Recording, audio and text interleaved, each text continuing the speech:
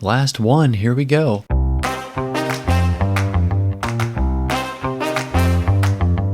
Happy New Year, and welcome back to Between Pages and Friends, a book club podcast hosted by Con and Lauren, two besties who read a lot of books, and John and Kyle, their top-tier 10 out of 10 husbands who've agreed to read with them. I'm John. I'm Kyle. I'm Lauren. And I'm Con. We are kicking off 2025 with a special bonus episode diving into all things Throne of Glass. If you're new here or trying to be sneaky and skip ahead, this is your fair warning. There will be full series spoilers in this episode. If you have not yet finished Kingdom of Ash, please do that and then come back here to reflect on the entire series with us. And while it is very bittersweet to be wrapping up Throne of Glass series today, we are super hyped to start our next series with Fourth Wing on January 22nd. In the meantime, make sure you are following us on Instagram and TikTok for all the updates, and check out our Patreon for exclusive early access to all new episodes with 0 ads, as well as a ton of other benefits and perks. And wherever you're listening, thank you for being here. If you followed us through the entire Throne of Glass series, that means you've listened to us goof off for 65 hours. And that's crazy. If you've listened to all 65 hours and still haven't written a review, that's even crazier. Writing a review on Audible or Apple Podcasts only takes a moment and really helps our show reach new book nerds. Plus, you're likely to get a shout out from us in an episode. Here's one now. A 5-star review from Audible from Lori. Real friends and hilarious book chats. Love listening to this group. I'm reading the series too, and the podcast really makes you feel like you are sitting around with all your friends chatting about the book. They've fostered a positive and inclusive bookish community that is so fun to be a part of, and I look forward to the new podcast release every week now. Thank you, Lori. Aw, thank you. Thank That's so you. nice. That's so sweet. Thank you. Lastly, you blew us all away with the sheer volume of questions we received for this Q&A episode. We've done our best to include as many as we can from both Patreon and Instagram stories. We'll be covering our favorite things, characters, storylines, themes, hypotheticals, our podcast experience, reading reflection, and some fun random questions before we wrap up this series for real. So let's get right into it. Kicking it off with some favorite things. Which was your favorite book in the series and why? This for me was hard to say, so I just went according to how I rated the books. So Tower of Dawn. It got the highest rating out of all of them for me. Makes sense. It did. What was your rating for that one? Do you remember? I don't know, it was above 4. It was the only one I think that even hit 4. I thought it was like a 4.5 or higher or something. I remember being shocked that it was so high. I think we were all shocked that. I love it. For me, I have just always loved Heir of Fire. Obviously, like while reading the series and seeing little things on Instagram and everyone's pro Queen of Shadows. And I'm just like, oh, but I think I just really liked Heir of Fire more until I got to Kingdom of Ash. And I just think Kingdom of Ash maybe outdid Heir of Fire for me. Obviously it's the end of the series and we just finished it, but I just can't get some of it out of my head. And I don't know. Maybe that's the one. Oh. But I really love the enemies to lovers part and Heir of Fire. But I think I just love all the endings that we get in Kingdom of Ash, like specifically all their happy endings and just knowing where it's at and feeling resolved in certain areas. So honorable mention is Tower of Dawn for Chaol and Irene's romance. So had to throw that in there too. Mine might be Queen of Shadows simply for the reveal of Lysandra coming in as the ghost leopard for that first time. That one scene did it for you. Yep. Still can't stop talking about it. It's so good. On my first read, I really loved the plot-driven books the most, which were Queen of Shadows and Empire of Storms. But on the reread, I just found like the character-driven nature of Heir of Fire and Tower of Dawn really jumping in the ratings for me. So this is not really a real answer on what my favorite book is. I think it's still Queen of Shadows, but it is very closely followed by Heir of Fire now, and also Tower of Dawn and Kingdom of Ash.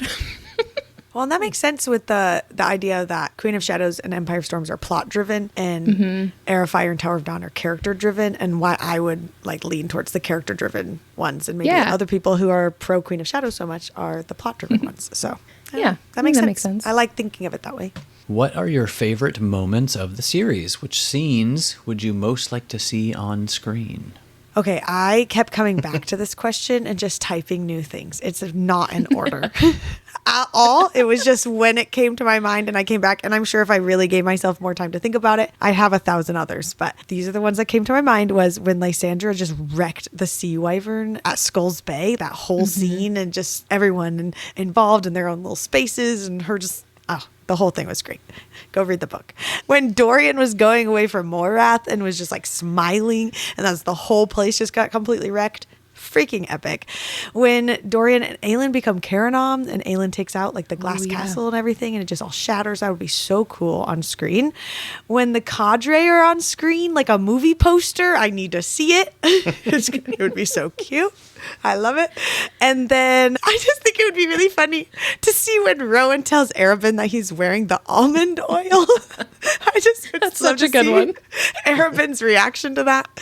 And then I just want to see a montage of just like everyone punching each other in their face when they really love each other, but instead everyone's just punching each other in the face. I'm here for It'd be it. so good. How many times did that happen? I feel like it happened a lot. Really? Okay. At least thrice. Well, because like Ansel punches Aelin, Aelin punches Manon, Rowan. right? Yeah. Oh, okay. yeah, I see and what you're Manon. saying. Aelin punches Rowan. Rowan bites Aelin. Ayo. I don't know. I feel like that happens a lot.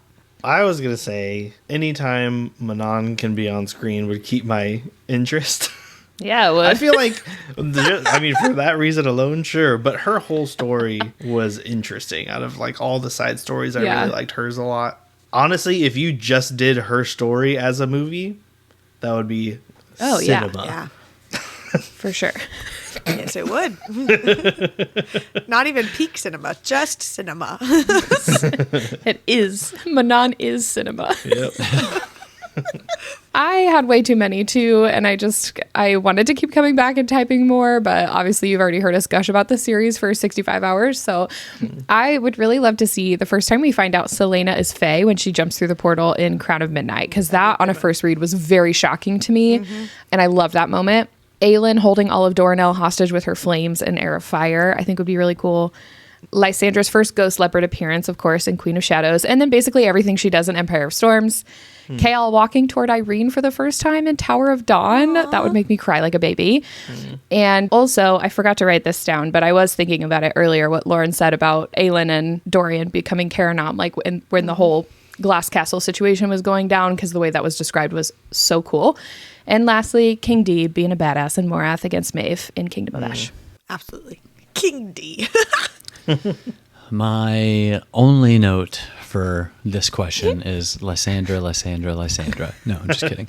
But really, obviously, her first shifting into the Ghost Leopard for the first time and tearing through all the troops. But like, honestly, literally any time she's just wrecking people in any animal form after she's shifted. So whenever that is. But also the fight with Cain when Elena shows up. I think that would be pretty dope. Yeah. And also Manon versus the Matrons. Faux show. Yeah. Oh, that would yeah. be a good one. Yep. Especially how Dorian reacted. How he said he's like never ever seen anybody like move that fast. That was just like, ooh, that would be pretty sweet to see. I mean, along with that too, something specific that I guess is also part of Manon's story is like the scene where Dorian just melts through the jaw of the wyvern just by standing there. Yeah. That's what I was just thinking of. Oh Yeah. my gosh. I was just thinking of when Manon and Aelin fought on that Yeah, or that too, because it was island like, thing that crashed and stuff. In the ruins. Yeah. because it was like falling, it was like crumbling around them the entire time. Well, Yeah, and that both would of be their sweet, too. parties were on either side, like screaming and Yeah. yelling and fighting. Oh, so I mean, I'm really just thinking though, like how I said Manon's whole story, the way I see it in the cinematography, it would change over time. Because like her introduction of her just being in this cabin and hunters come in and she wrecks them, you could do like a horror scene with that of her just like True. disappearing and reappearing and just tearing them up. But later on, sort of being that gorgeous crown wearing ruler that she is. So Kyle, go on. Go on. you talking? Elaborate.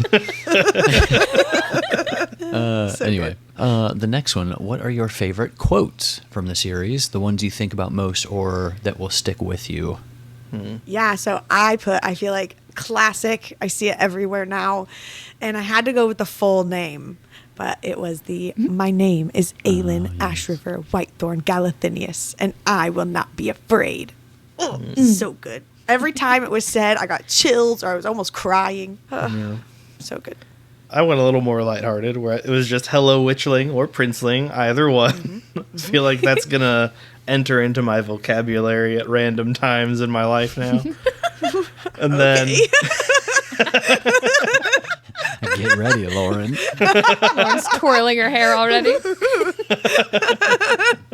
And then just a funny one that still gets me is A Dangerous Time, Bath Time. Oh, yeah. That's the best. I was also thinking of Adian saying better than shitting your pants, sweetheart, when I first started writing this. Yeah. Yep. But the first one that came to mind that I feel like I think about the most is from the end of Queen of Shadows when Chaol and Aelin are talking. And Chaol says, "What if we go on only to more pain and despair? What if we go on only to find a horrible end waiting for us?" And she says, "Then it is not the end." One of my favorites that I think about a lot, but I feel like I don't see that one as often as some of the other quotes from the series. Well, we should. Probably because all the Chaol haters out there canceling him.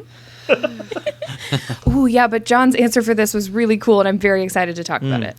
All right. So I had to bring up the lone guy that says all hail Dorian Halyard. Yeah. That's definitely just going to be memorable. But in the same breath as that, so Aelin walks up and says, "The king is dead, the prince lives." And then the guy says, "All hail Dorian Halyard." I rushed down to Connor and I was like, "Hey, was he talking about the king or the prince?" Because we know that the king's name was Dorian Halyard. And he was the only one who said it. Nobody else said anything. But didn't everyone forget his name or something? I just thought it was interesting Didn't that it was in there. Did they? Maybe this one random guy was the loophole. And that's why no one Maybe. else cheered, because they didn't understand. Right? So, I'm but with what's interesting too is like if they forgot the king's name and it's the same as Dorian's, I guess it was just like him as a person. Maybe. They just, I don't know. Anyway, I just thought that was very interesting because I was like, Yeah. who is he talking about? Because she addresses both the king and Big D. So, I Long don't live know. Big D. Long live Big D. If he would have said that, But we would which have Big known D? who he was talking about. Because there's only one Big D. Got it. Anyway, just thought that was interesting. Yeah. All right. Who is your favorite couple? And who's your favorite book boyfriend or girlfriend from the series, if they're different from your favorite couple? I think I like Minorian and Kairine. I'm not as sure about that name combination. But I think I like both of those couples equally, but for different reasons. Like, Chaol and Irene, very wholesome couple. Manon and Dorian, couple of a-holes. But they work together, both separately very well. And I'm like, I like them each for their own dynamic, but they're on the same level. Yeah. Yeah. Sure, that works. I think hearing Hello Witchling and Hello Princeling will always be my favorite thing. Just anything that the two of them do, whatever, when they say that, it makes them number one. I don't know what it is about it. It just got me kicking and giggling. But from the beginning, I've been a Chaol girly, literally from Throne of Glass. And even when he was kind of the worst, I think I stuck out with him just a little bit in my heart, or tried to defend him longer Yeah. than everyone else. And then we came back around in Tower of Dawn. So I'm still a Chaol girly through and through. My favorite couple is me and Lysandra. Just kidding. I missed that part of the book. I'm manifesting. Okay. It's like written in the margin. Yeah. Every time little Adian's heart. name. Just scratched out. There's hearts all over my books with Lysandra. But honestly, probably Manon and Dorian, just because of their banter and like denial for each other, just makes their relationship very interesting. And obviously, my favorite book girlfriend would be Lysandra. So it's very clear. I wasn't sure about your book girlfriend, so I really appreciate you saying that. Okay. Let Yeah. us know. Really needed some clarity there. My favorite couple was John and Lysandra. Oh. Wow. I'm so glad you're supportive. She read the same book where the name was a win-win. crossed. I was like, I don't remember this before, but Oh, yeah, they are it says it sharing in a the book. Yeah, true. It says Aelin threw Lysandra out and into John's arms. That's weird. Yeah, it's canon now. John's arms. Probably also Manon and Dorian for me. Individually, I love Lysandra and Irene for their banter and general badassery and hotness. And while Dorian is my ultimate book boyfriend from this series, I also just love the steadiness and wisdom of Rowan and the sweetness of Chaol and his character development over the series. So I have a lot of answers for that one too. But Why choose? overall, Manon and Dorian. Yeah, exactly. Thank you. So who was your favorite and least favorite character just by themselves? My favorite character is Irene. I loved her from when we met her in Inish, and I brought her up so many times as to when will she come true. back, because I just could not wait for her to come back. And then she did, and she did not disappoint. Love her, everything about her. She's my favorite. My least favorite characters were the spiders. Any of them. All of them were the worst. And then I literally can't even say the word Arabin without like cringing, like just getting a general like look of disgust on my face. So Arabin. it has to be Arabin. It's like the hyenas when you say Mufasa. Arabin. My favorite was Dorian, and I didn't expect that leading up to the end, but he did too much to not be near the end of the series. Just a great guy, you know. Least favorite, literally any of the gods. I feel like they were the most useless, hypocritical, like never gave me a reason to like them or like any redeeming qualities. And the more I learned about them, the more they sucked. So That's fair. I feel like Silba was maybe the only exception to that, but like if she was part of the 12, I mean, that just kind of drops her down in the ratings too. yeah. There Who has you to be a associate best with. of the worst. Like, Right? Sure. That is how it works. My least favorite, I was going to say Aelin just because that's been at the forefront of my mind for the last several episodes. But in reality, it's probably Elena. Homegirl did not understand the assignment. Favorite character, I don't know how I'm supposed to pick a favorite, but if you're forcing me to pick one favorite, it's Abraxos. He's a very good boy. He's perfect. the voice change every time. My favorite is obviously my girl Liz, and I had initially said that my least favorite might have actually been Vernon, but I somehow forgot about Arabin, so I'm amending that to Arabin because he is literally the worst. Yeah. That's fair. I'm so glad show. you were able to forget about him. Yeah, like Sorry to when bring I him back read up. that, What a that's blessing. okay, but you got to be aware of who you hate. You know what I mean? Yep. Yeah. Okay, next question. Favorite side character and super side characters, like someone only mentioned a few times, like here and there. For side character, gotta go with Mort. Feel like I was real tight with him before he died. R.I.P.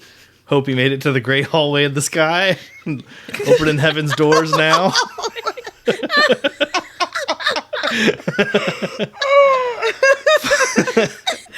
Wow.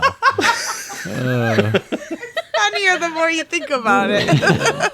For super side character, though, I'm gonna go for like sort of more of a help, honestly, because Mort didn't really help that much. He was very sort of obtuse, almost godlike in that way. But Lysandra's jeweler, pretty much everyone would be dead without their help. Oh, Come in so clutch, true. what, like two or point. three times making these fake artifacts. So good on them. I don't even remember if they had a name. I tried to look it didn't. up and I couldn't find it. So No. Just her I don't think we jeweler. ever met them either. Yeah. So that's a super side character. Good it job. is. That's a good one. I think for my side character, I really liked Knox Owen. I'm really upset I don't know what happened to him, and he was just mysteriously missing at the end of the book. I was so excited that he came back. For my super side character, it has to be the dance instructor that helped Aelin get Adian back. And I was really hoping she would show up at the end because she was all like, you know, when you're queen, I'll come back and teach, you know, or whatever. But Rowan promises to build a theater, so maybe she'll show up one day and get to work in Terrasen or in Orinth. But that would be my favorite super side character. Nice. It's a good one. I actually, the two that came to mind for me were actually Cain Interesting. I know it's like both like bad people. But Kane, I was always super intrigued, and the way he's written. If you know The Witcher, he reminds me of Letho from The Witcher, especially how like his size and stuff too. So that was always very intriguing to me. But also Baba Yellowlegs, mainly because like we kind of find out that she was there for a specific purpose. She obviously knew like a lot, and we never found out like what she knew. And she was kind of hiding in plain sight as like the matron. So those two, I don't know, stood out to me when I was thinking about this. Both very intriguing characters that I wish we could have learned a little more information on them, kind of thing. I didn't write this one down, but I think one of my favorite side characters is Petra Blueblood. And I kind of wish we would have gotten a little more time with her on page. Yeah. And then I was just thinking of super side characters. I would say probably the Long Live King Dorian guy, because we talked about him so much on the podcast. But also Bill the Eye Eater, for him only being in the book for like 2 seconds. We really just kept bringing him back for a while. So. I mean, it's hard to forget. How do you have a name like that? The Eye Eater. Yeah. No one else in this book had a title, so I mean, exactly. Yeah. Other than Aelin, who had like 25 titles. Yeah, but nobody called her like Aelin the whatever. It was funny, like looking back, how often those titles came from her own inner monologue. Where she was like, "Here I am, the Queen of Shadows," or something like that. I'm like, okay, sure. Like, no one called you that, but go off. All right, let's roll into some character questions. Which character is the most you? Like, you understand their actions, you have some of the same qualities, you do the same things, etc. I don't know. Fenris seems to be always hungry. I don't know. As you are chewing something As I'm right chomping now. on Yeah, literally, yeah. Chomp, Into chomp. the microphone.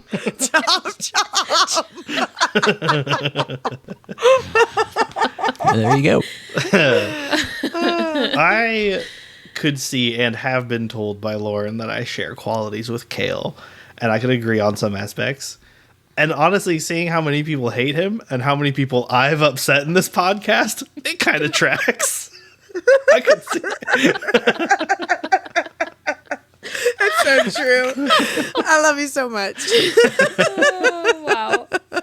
I really struggled with this question. I don't think I relate to, or like that I'm any specific character. I don't feel like I could claim that for myself. Yeah. I related a lot with the emotional struggles that Aelin was going through at different times for wildly different reasons, but still that, you know, and some of just like her inner turmoil and watching her like try to learn how to process certain things, because I've definitely been going through some just figuring out myself recently journey with some of that stuff. So I felt like that, but really just when I was thinking of all the characters, I was like, I wish I was like Irene and was just like kind and selfless and just still wasn't scared to do all the things, but just was like, I don't know, just very kind. And then I wish I was like as strong and as confident as Manon and being able to do whatever and just complete confidence and get out of my way because I'm going to do it and still just be a total badass. But unfortunately, I'm just like Aelin and I'm just a hot emotional mess. But we're figuring it out, so it's emphasis okay. on hot, am I right? Thanks, Kyle. Ayo. I like that it wasn't an emotional hot mess. I like that it was a hot emotional mess. Yeah. Gotta get those adjectives in the right order. Yeah. As I'm going to turn around and start crying again. It's fine. It's fine. We'll figure it out. I am, fun fact about me, an Enneagram 9, and so I don't really know how to analyze my own personality, and I also really struggled with this question. So at first I asked John who he thinks I'm the most like, and he said, maybe Nehemia, because she seems to be a bit introverted, even though she's a princess. And I said, you think I'm a princess?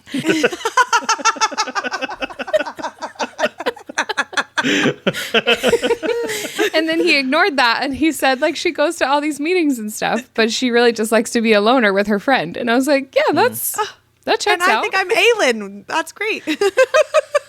Exactly. Yeah, there we go. But then I found a list where someone assigned Throne of Glass characters to Enneagram numbers. And I don't actually know Lauren or Kyle's Enneagram number, but in my head, Lauren is a 6 and Kyle is a 5. I'm a 9 and John is a 1. Out of so what? according On a scale of hotness, she thinks you're a 5 and Dang it, I'm the least. But she thinks John's John's a a one, 1. Oh, never mind. I missed John. Yikes. I'm a 9, so I'm really up there. Yeah, you are. Who made this list again? Anyway, according to the list and my made-up numbers for everyone, that would mean that I am Nesrin, Lauren is Aelin, John is Chaol, and Kyle is Manon. I accept. Kyle. Interesting. I could see myself being a lead, I guess. Yeah. She's cool. Yeah.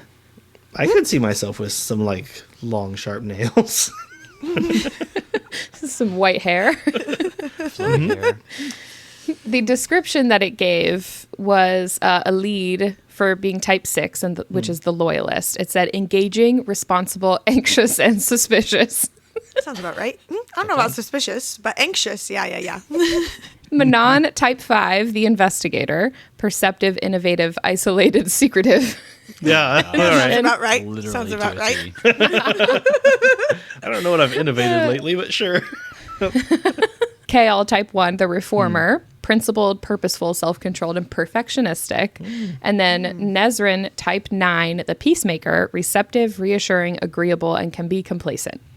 So All right. there you go. Interesting.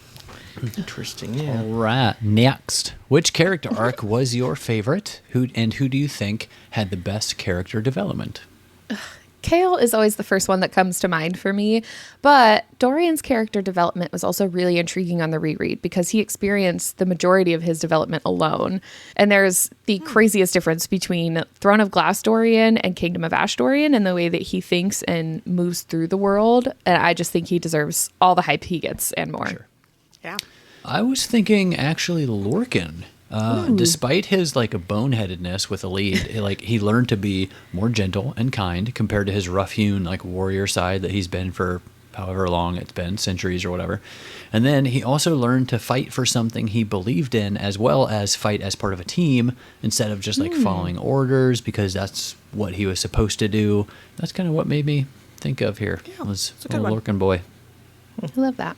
Going right back to my girl Manon, seeing, because she was fully indoctrinated into like this just evil, heartless lifestyle. Yeah, And good then point. she came out of it borderline by herself. Like she had minor influences from an animal that taught her hope, and then someone she barely knew that taught her hope, and then became like the harbinger of hope to others. And that's a big arc that I really enjoyed reading. I love that. Yeah, that's a good one. I went with Chaol. Watching his development so closely in Tower of Dawn, we get to like actually Yeah. follow along his process, probably more than all the other characters. We're just kind of jumped into like little moments with them. We were along for like literally every single thought that he thought for a couple months, and just like how drastically different he is from Queen of Shadows into Kingdom of Ash. Just how he views the world and how he views himself.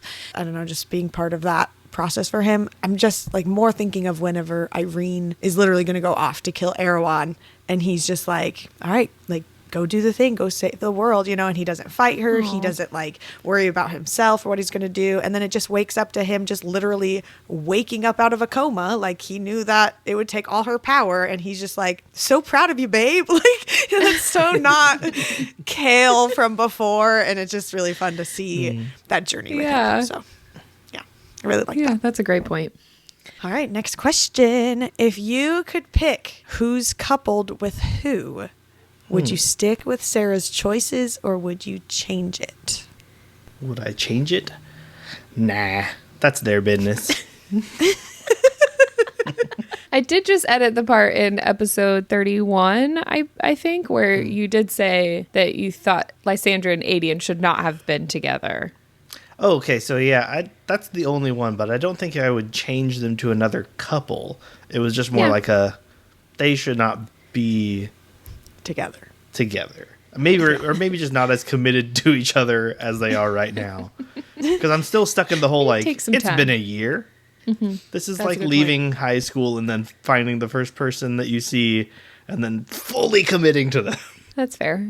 Yeah, I feel like I would be more on board with Aelin and Lysandra if we got to see more kind of development with their relationship on the page.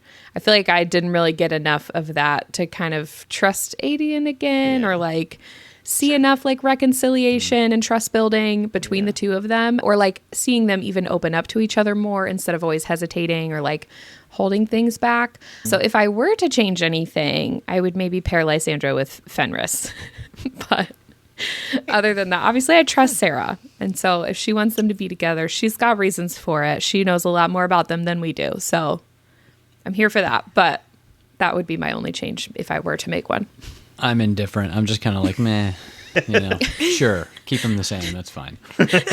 John's like, Lysandra should be with me. That's all I got. Sure. There you go. I choose to be happy with what Sarah chose. It is just back to Aelin and Lysandra. Like, it's not my favorite.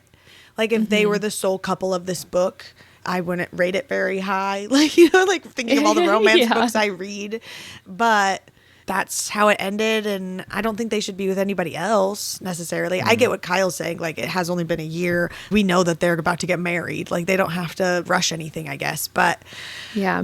it's also like you're in a life and death situation and you realize if this is what you want and you're just going to go for it or something. I don't know. Yeah. So Yeah. I'm just going to choose to be happy with what Sarah chose and go with that. I will also say it does amaze me with all the issues that Aelin and Lysandra had that nobody in their life is checking in on either of them and being like, how's it going with your significant other or whatever. It's a Great point. But on another point, I will say, like, I don't super emotionally attach to characters in books. So also, You? I know. I'm so surprised by that. When I'm done reading about their relationship, you close the book and I'm like, well, that sure was a lot of ink. And I don't think about how their life is going. I'm not like, I hope they're doing well. We are so drastically different in that. I know, that's totally a me thing. No, it's not. I think it's, maybe just a guy thing. I don't know. I just don't have the capacity to worry about fictional relationships in my downtime. They are frozen in time on the last page of that book, baby. Yeah. That's so sad. Until I hear differently, I'm like, oh, right. okay. They are staring at that King's Flame for the rest of my life. Oh my god. That's so true, though. Oh, man. This kind of feels in line with the videos that I just started seeing all over TikTok of like that men can't multitask. And it's where like they'll draw a Christmas tree outline on a piece of paper and they'll be like, hey, babe, like cut out this piece of paper for me. And also while you're doing that, like tell me the story of how we met. And all of them, it's like every single time. They cannot do both at the same time. So now I'm like, well, I guess if you're just moving through life, doing your own thing, you're probably not thinking about that in the background. If I've seen those and I'm so frustrated with them. Like, it drives me crazy. I want to hit that dude and be like, can you seriously not cut a piece of paper and talk? Like, I don't know who has like any kind of job that doesn't require you to do two basic tasks at the same time. And I'm like, what? I don't know what you do for a living, dude. Like, I'm having to do 5 or 6 things at work, even in my first jobs. A video coming to you soon. Kyle, try I know. I'm like, paper. I'm waiting for Lauren to like surprise me and try to make me do it. But I also know that since I'm chronically online, I'll be like, I know your game. And that's true. Anyway. We can move on. No, for me, I think that's like why so many people are like, I'll never move on from this series. And how could I, just because we are thinking about them and all the what ifs and where are they now and making up our own stories. And I think that's what's fun about it personally. Yeah. But I mean, I mean, the characters themselves also cannot move on from the series because they are stuck. Okay. Just let me be happy. we can move on from this question, though. All right. Next question is, which 3 characters would you choose to be in your own personal cadre and why? I just realized I didn't answer the why part of this question, but I'm saying Lysandra, Dorian, Irene. But I don't feel like that really needs a lot of explanation. I feel like it needs a little. She's got a fighter, she's got a magic wielder, and she's got a healer. And he's a universal donor. Yeah, I feel like it's, I guess, point. interesting because those three had very little interaction except for the very end of the book. So I don't really know how they act around each other. Hey, they all took down Erewhon, so Yeah, that's true. they proved That's the one big themselves a solid team.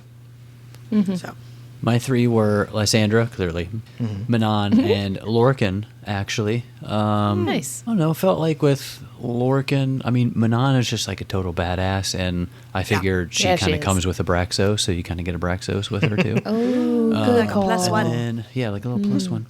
And then Lorcan, I don't know, like something about him. He's dark and mysterious, and I don't know.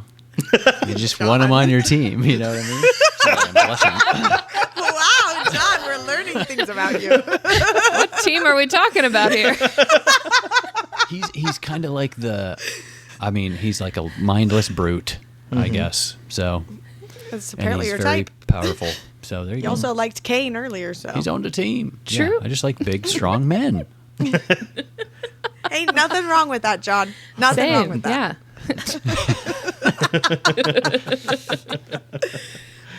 That's why I made you. The flex, though. I had for mine Manon, Dorian, and Abraxos. I included. I would gladly third wheel this power couple and their big scaly puppy. I feel like if I could just be with them and Manon and Dorian take care of the fighting and I can like hang back on the wyvern, I'll be like, yeah, this is pretty chill. I like this. Amazing. Yeah. Scaly puppy. Okay, I picked Irene, Elide, and Nezrin. They are just three strong women who didn't have to do anything in this war. They're all human. But they gave up everything and risked everything to do what is right. They are Aw. such strong women, and I wish I could just be their friend. That's really what I want their cadre to be, is just to be friends. That's so sweet. Aw. That's a great answer. Our next topic is for Kyle to prove to the people that he's not a sourpuss and say 3 nice things about Aelin. Easy. Number 1, she's determined. And the only thing that ever was a true threat to stopping her was herself. And she was also capable of overcoming that. Yeah. Number 2, she recognizes power within her peers, allowing them to take leads when necessary and trusts them to be capable in their own ways, which allows them to have their own moments of power and growth.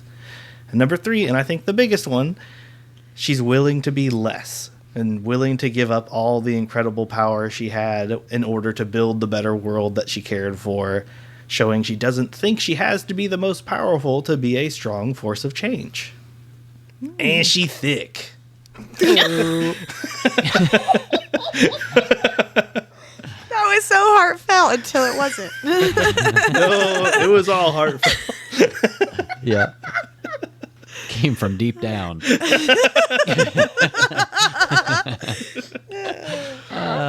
Deep down in his Wow.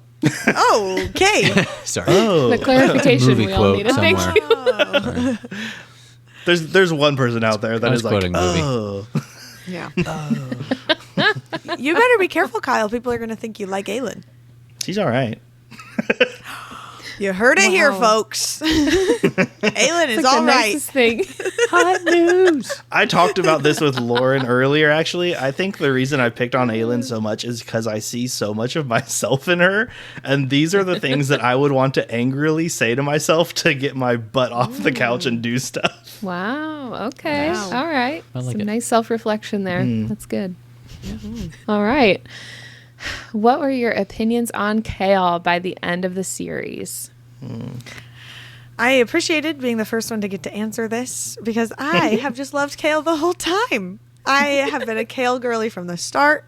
Even when he was the literal worst, I tried to defend him. I know I went at him a couple times throughout the podcast, and I feel like at the time it was well deserved. But in the end, he and Irene became my favorite. Like, she was already my favorite. He's my favorite. Together, they're my favorites, and I just love him. And I will defend Kale no matter what anyone else says. Hear, hear. I agree, and I honestly don't understand how people could hate him by the end of the series. I get that we had a rough patch, but he had such a time of growth and development in Tower of Dawn, afterwards continuing to show what a good man he became. Now that we're done with the whole series, I've been sort of like looking stuff up in my free time, and people are saying like, oh, I just skipped Tower of Dawn.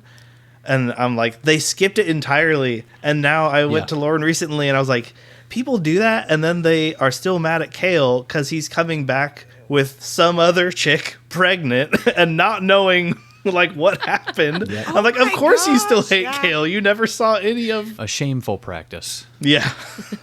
Yeah. Literally just skip a book in the series. Like, what? Anyway. Just because you hate so one much character. in that book. Yeah, there Like is you so learn much. about Maeve and the spiders and the portal there, and like there's so much that you do learn. I don't see how like even seeing Chaol come back with Irene, who you would know from a previous book vaguely, but her being pregnant, all the other stuff happening, it wasn't a sign to maybe be like, oh, maybe I should read the book. Like there's more than just Chaol in there.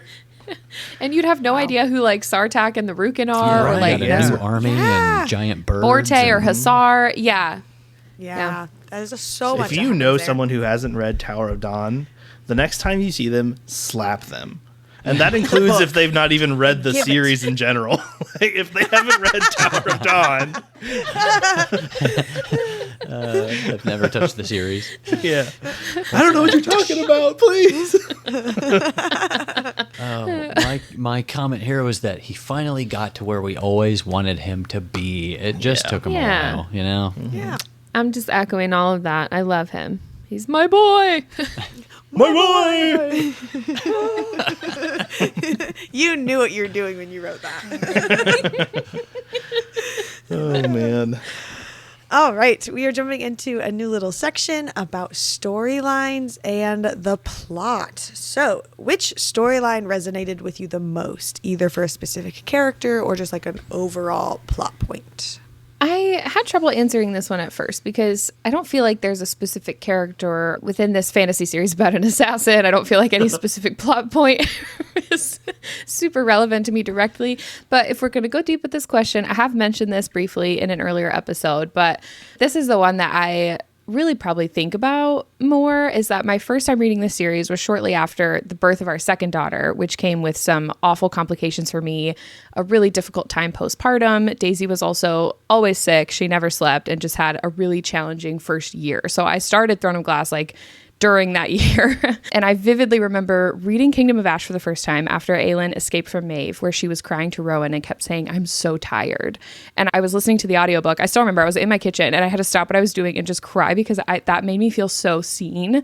And knowing now that Sarah also had a baby while she was writing this just makes me feel like we were in it together, even though I read it years later. That was just like one of those moments where obviously I hadn't been captured and tortured by someone for 3 months, but I was stuck in newborn baby jail and I was in a lot of pain and like not sleeping and not getting what I needed. And yeah, so I don't know. That was just like that was a really impactful moment for me that I still think about sometimes. And I just like really loved that.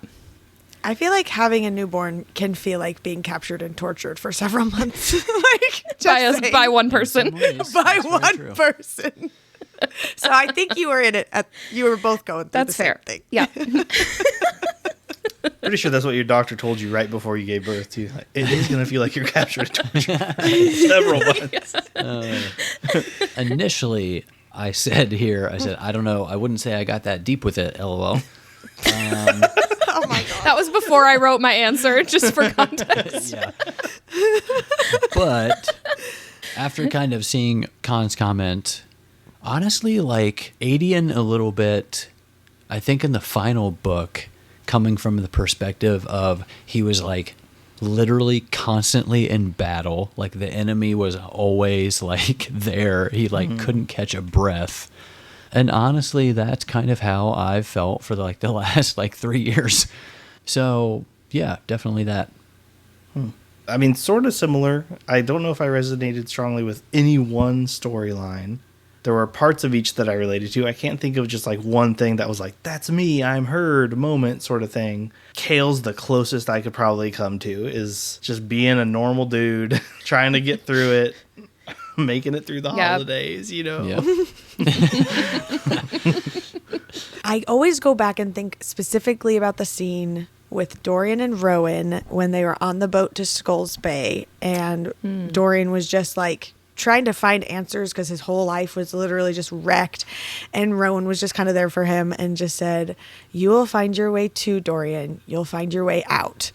And that got me so much in that moment, and just feeling like I was being told that with stuff going on. And I cried during the podcast, and I'm about to cry again now just because it's like resonates with me so much. And then in the acknowledgements, Sarah turns it and says it to you, like, "You will find your way out," and stuff, and says it like to me. And so that was just that really has resonated with me and stuck with me. And just with Dorian and with Aelin going through just their own personal inner turmoil and battles with just anxiety and depression and all the things, and just being able to like see that and then see them both come out of that in a positive way, that all of that is me right now. So I love that. Yes. She writes that so well in all three of her series. I love that so much about her writing. All right. This one is specifically for Lauren and Kyle. What was the most shocking moment for you in the series, and or the most heart-wrenching moment? My most shocking moment was because Kyle freaking called the moment. Like, it wasn't even that the moment itself was shocking. It was more that Kyle had called it, and it was about Duva. Like, freaking Duva. Of, like, yes, the Parrington Erewhon thing, that, yes, it's a close second, but I could see his, like, I guess, thought process for that one. And so when it happened, I was like, all right, he was right. Like, that makes sense. Because I was kind of, like, following along. But Duva felt, like, so out there, and it did not make sense to me. And I was thinking it was literally everyone else. I was convinced it was their little handmaiden person, whatever her name was. Kaja.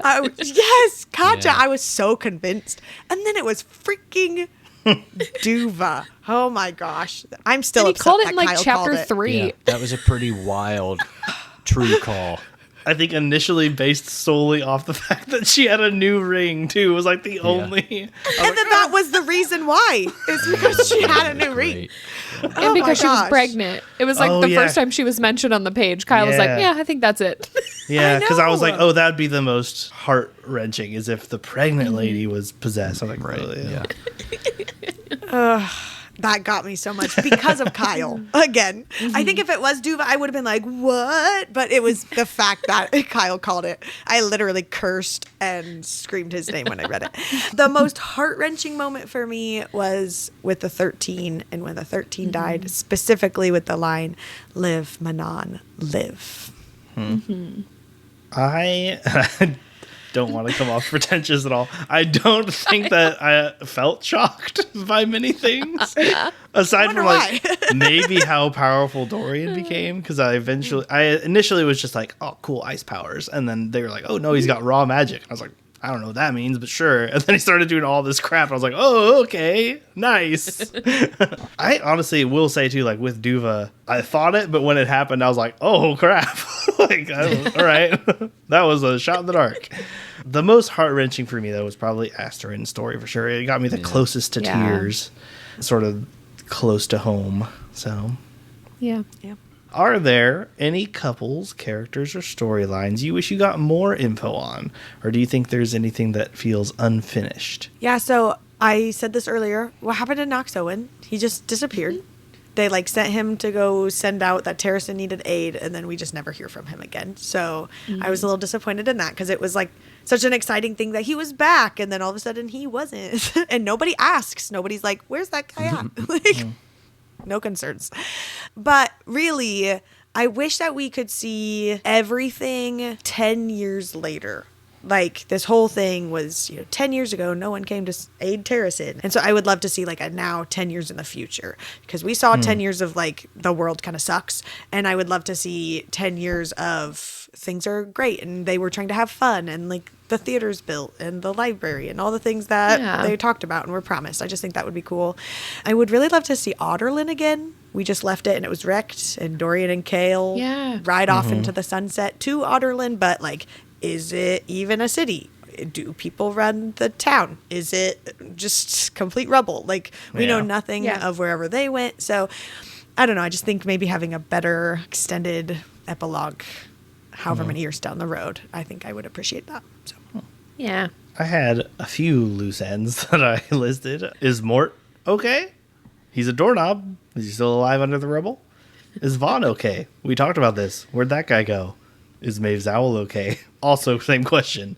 Did all the Vogue die? And if so, did all the spiders die, even the ones that weren't there? And if so, are all the deals that they did undone because they died? And how does that affect the world? What gods are actually gods?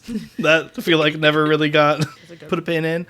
What more was there to find in the weird Fibonacci stairwell under the tower in Rifthold that like went down for 99 doors and whatever?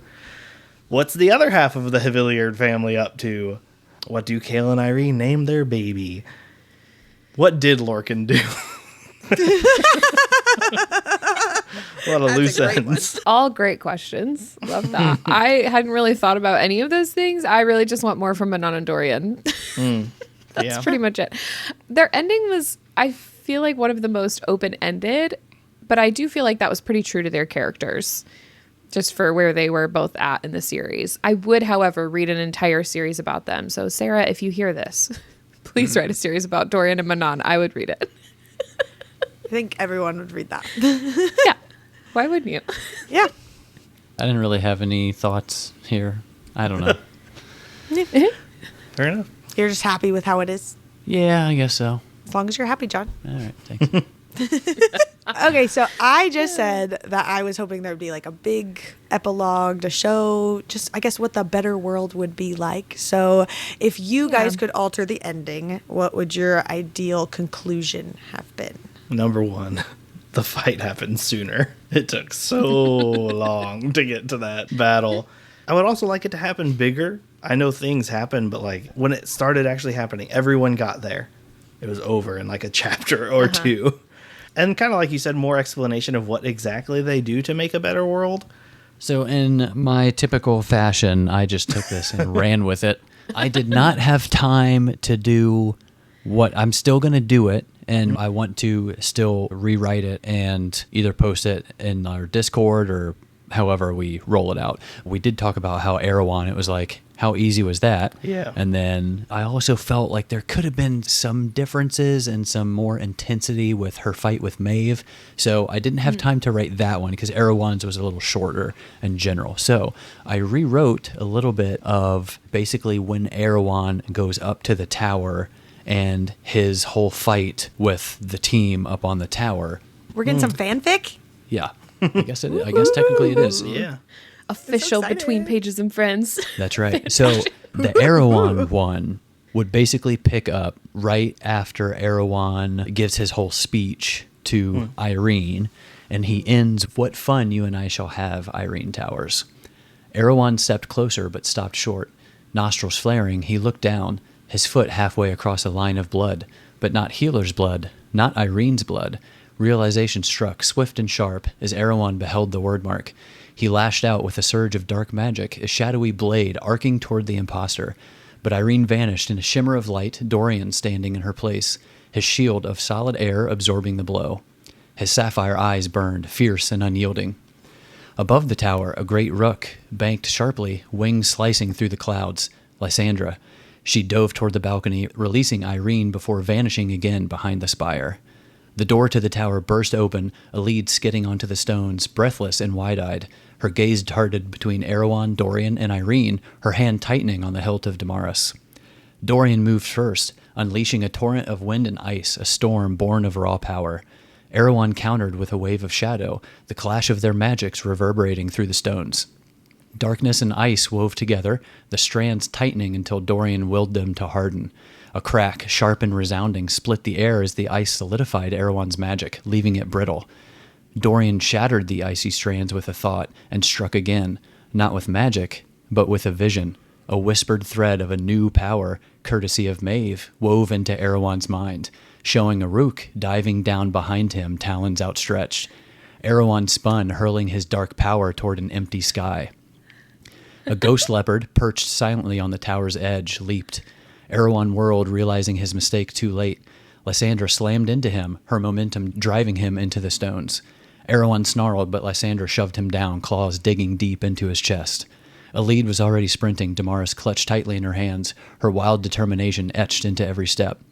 Irene, standing at the opposite side of the balcony, was a radiant force, golden light spilling from her hands, her magic an unstoppable tide. In a single fluid motion, Lysandra sprang away, forcing Erewhon down and pushing herself off. Aelin replaced Lysandra and drove Damaris into Erewhon's gut with a strength born of fury and vengeance, the blade piercing clean through and anchoring him to the stone. Erewhon screamed, the sound ripping through the battlefield, but it was drowned by Irene's magic surging forward, the golden light consuming him entirely. Ooh. Oh, so good. Okay. Wow. Thank you for bringing up Dorian's sapphire eyes. Appreciated Thanks. that. No problem. So a little hint toward the rewrite for Maeve and Aelin. So like Erewhon goes to apprehend Irene, leaving Maeve and Aelin alone. The Cadre see Erewhon, and they look to the plain, and they notice the spiders have branched off and are heading toward Maeve and Aelin, which causes them to rush to her aid. And that's kind of just a little teaser. Thanks for stopping there. I think you lost Lauren on that one. Yeah. I mean, I don't like the spiders, and whatever, but them not fighting is like this huge thing they built up just to be nothing. So I get that you would want to include that in. But. Yeah, exactly. Yeah. That would make more sense for them, like doing the portal, and that'll be an epic thing. Like they kind of come through and save them from the Karen Kui in a way. Yeah. I'll send it out there. I love it. Good job, John. My answer to this question was, I don't know. I wouldn't say I got that deep with it. LOL. All right. Was that before or after John wrote his? That was after. For context. Thank you. That's amazing. Our next question is, if you could have a novella about any character or couple after Kingdom of Ash, who would it be? Lysandra. You can hear the I did it typing. real quick. Let me just add this in real quick. Good answer. Good answer. Good answer. Yeah. Family Feud style. Oh, yeah. I had written that I would like to see maybe Chaol and Irene's child growing up and having their own adventure. That would be In pretty my cool. mind, it's kind of love like that. Irene, for a little bit, she said she couldn't even close her eyes without seeing like the gross worm that was Erewhon. And I feel like maybe that could play into something that their child has to deal with, maybe finalizing that little adventure on his own. Maybe he meets the other children of our other adventurers and they have to do their own little thing. Maybe he gets his own little baby wyvern. Because they're going to be in Otterland now. So cute. Cute. I do want to know whatever the baby's name is. I don't know. Yeah. Probably Dorian. Maybe after Dorian. We don't even know, like, boy or girl, right? They never said No, anything. It's just yeah. a baby, Yeah. right? Okay. So if it's a girl, it's Just a probably baby. Hafiza or That's something. what I was going to say, Hafiza. Yeah. Oh, that'd be Or maybe cute. even Maybe named after her Silba. mom. Oh, yeah, after Oh, her mom. yeah. Or after, well, never mind. I was going to say Chaol's mom, but probably Irene's mom. And they wouldn't bother Probably. with Chaol's dad. So Or Yafa, maybe. That'd be cool. That was the name. For anyone who doesn't remember that very obscure name from the series, that was the name that Irene found on the super old bell in the womb under the tower. Yafa Towers. Anyway, mine was Minorian. yeah. Yeah, that's a good Solid. choice. I think it would be so fun to have a novella about Evangeline and just her and all Yeah. of her life. I like It could that. be when she's older and she's like the next generation taking over Lysandra's land or Darrow's land and stuff. Or it could even just be about her then, like what she's doing kind of during the war and stuff, and her like leading all the children and whatever else it said, or even what she was doing whenever she was with Murtaugh and them, and we didn't even see her for a couple books. So I feel like there's just Yeah. so many parts of her story we didn't get to see, and it would just make for a really fun side story. You get some other random obscure information that goes with Yeah. the story. It'd just be a really nice one on the side. That's so fun. Yeah. All right. Well, let's roll into some hypothetical questions. First of which is, what do you think happened to Vaughn? Wrong answers only. He died a long time ago, and they've just unknowingly been hanging out with an actual osprey that they think is Vaughn. Rowan's like, why won't this guy talk to me? We used to be friends, man. Keeps going, I don't know what you're saying. Rowan shifts into his hawk form and is like sidling up next to him on a branch. Yeah. I just said he probably joined the traveling circus after Lurkin and Aelin left. There was a vacancy, so Yeah. that makes sense. Mm-hmm. Probably getting hammered somewhere in a small town and sleeping around. Probably the Sure. most realistic answer. Honestly. Yeah. I don't know what you guys are thinking, though. Wasn't Vaughn just some long con Maeve made up the whole time? She made him up and brought his illusion around every once in a while to trick everybody. And there really was no Vaughn the whole time. Wow. Oh, I like Nice. that one. Spooky. I don't know why Maeve would do that, but, whatever. Why does she do anything? Just to trick him. Just to laugh at him. Just for the thrill. Yeah, why not? Same line of thinking. What happened to Mort? Wrong answers only. Wood chipper. God. More. No. So wrong. I put that he's found and remounted onto the new Rifthold castle doors and questions all new arrivals. Ooh. That would be fun. He finally gets a so nice fun. view. You can answer when you solve riddles 3. Just like he's up there doing like, Eventually, people just all open the door and he's sorts like, hey, wait. You can't just come in here. I think he started a podcast called Knock Knock, Who's There? Where he interviews the ghosts of Rifthold. That's amazing. I would so listen to that. Me too. Side project. I think someone found him in the rubble while everyone else was in Terracin. Otterlin was completely wrecked, and so they start building Otterlin back, and Mort ends up helping them like bring it back to its like former glory and just like being awesome and amazing. And when Dorian and Chaol show up, Dorian has to like fight Mort to get the throne back because everyone loves Mort so much. Fight Mort? They put him on the throne. Yeah.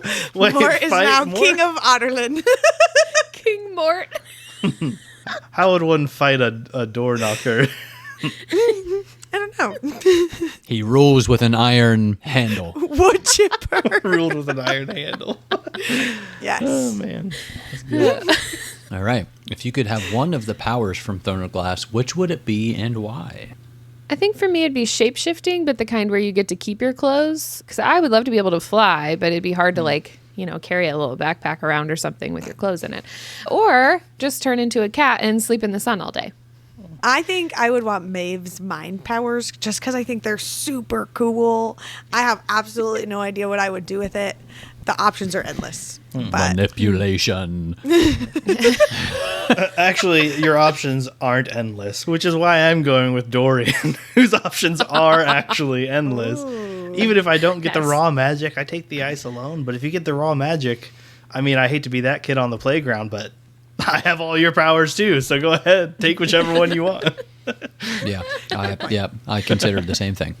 Dorian for That's sure. fair. Raw magic. Yeah. Can do anything.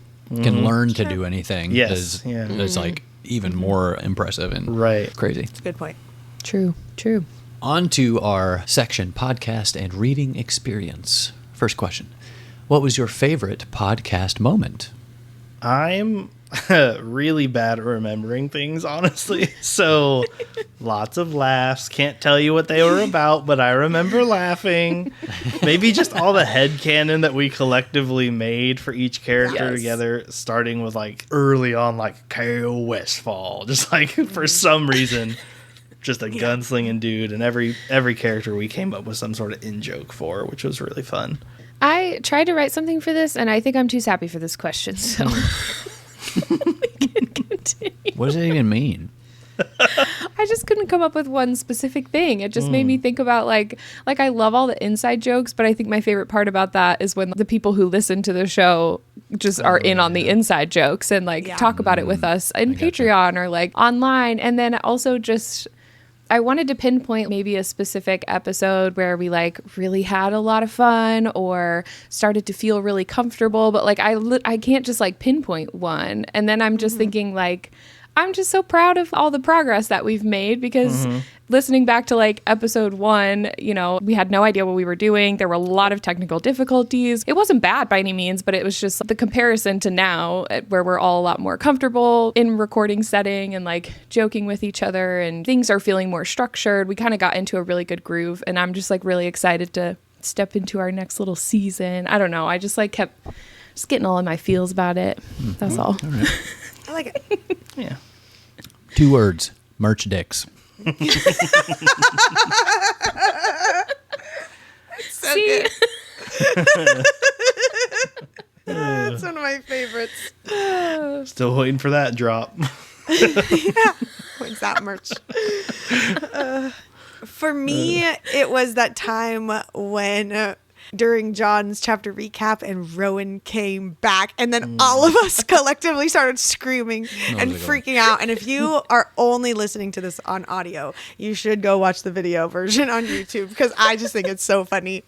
I think that was kind of like the start of John scripting us into his chapter recaps, which became really fun because we don't usually read that before we get to the episode. And so then like all of a sudden it's there and we're all like on the spot, like doing something and yelling random stuff, and that just became really fun. So good times. All right, the next couple questions are just for Con and John. So did your opinions change on any of the characters or the scenes with your reread, and if so, which ones and why? So maybe you can correct me on this. I don't really remember having very strong reactions really on my first read. This was kind of like my breakout series or whatever into this world. Your gateway. My gateway, yes, thank you. I do remember liking the Lysandra moment still quite a bit, but I did find myself really amped up in those moments in the reread, way more so than that first time. Chaol and Aelin were both a little disappointing in the reread, but it was more like I didn't realize that they were actually like this the first time around. It was kind of a realization of like, oh yeah, I guess they were this way. It was just kind of, you saw what you want to saw on the first read. What I did enjoy more this time around was the development of Rowan and Aelin's relationship in Doranel. And then when he shows up in Rifthold, I mean, what a man, am I right? Yeah, I mean, that's kind of how I felt too with like, I think on your first read, you're reading for the vibes. You're like hyped about the kind of high energy descriptive battle scenes like with Lysandra. I do remember we listened to some of the Tandem read in the car on a road trip and we were like so jazzed about Lysandra in Skulls Bay and Empire of Storms. Like that was like a huge moment. But I mean, paying more attention the second time around, I loved Borte randomly. I didn't really like care for her or pay much attention to her the first time, but I loved her character on the reread. I also really enjoyed Lorcan and Elid's storyline a lot more. I definitely disliked Aelin more on my reread because I didn't really pay attention to him the first time either. I was kind of like indifferent toward him, I guess, before, but anyway, I loved Dorian and Manon the first time, but I love them even more on the reread too. And it was just really fun going back to the beginning with these characters after knowing where they end up, like Kaltain, and just kind of knowing what happens with her and going back to the beginning of her story and stuff like that is really cool. Again, to Con and John, what did you pick up from the reread that you didn't notice the first time? Yeah, typo here or there, overly repeated phrasing, feelings for Lysandra. You didn't notice your feelings the first time? No. Oh. Wow. Okay. Nope. All right. I feel like I have way too many things to list here, and there were a lot that I couldn't call out on the podcast because a lot of it was like foreshadowing or little details that would have been, spoilers or whatever. So I feel like I have a lot, like way too many to list. Obviously, a lot of it is information on the gods, but there's just a lot of stuff, even from book 1, and some of the small details that are just really impactful when you do notice them. And I just solidified for me that like Sarah's a genius. I love her. It's been fun watching your little series on Instagram where you are like calling out the stuff that happens so early, because then I'm even like, oh my gosh, she said that in Throne of Glass or whatever it is, like so early. Yeah. With stuff, which is just crazy. There's a lot in like Throne of Glass and Crown of Midnight when where you first read them, you're like, oh, this is like a bottle episode. They're just training and fighting and stuff in the castle. Like nothing's really going on, but there's just a lot of little like information dumps and stuff that you forget about because you don't know as much about it at the time. But on the reread, it's crazy. One thing I did post about, but I haven't talked about it in the podcast, was in Empire of Storms, right before Lorcan and Aelin meet. Aelin, in her POV, she's tired of her limp. She's in the forest by herself, kind of wandering around, and she thinks that she would sell her soul to the dark god for a moment of peace and safety, I think is how it was worded. That was right before she met Lorcan, who is described as being blessed by Hellas, who's the dark god. And the rest of Empire of Storms, I was able to pull several different quotes where, like, as soon as Lorcan and Aelin were together, she started having a lot of moments of peace and safety. And it was like the word safety was specifically used several times to describe like she finally started her period because perhaps her body finally felt safe enough to regulate. There were so many little moments like that. That was just so cool. Like it was just this one little sentence right before she meets Lorcan, but then it's like woven into the rest of their story. And I just love little details like that. Yeah, that's fun. Really cool. Yeah. Oh, Sarah is a genius. I know. So this next question is specifically for Lauren and Kyle.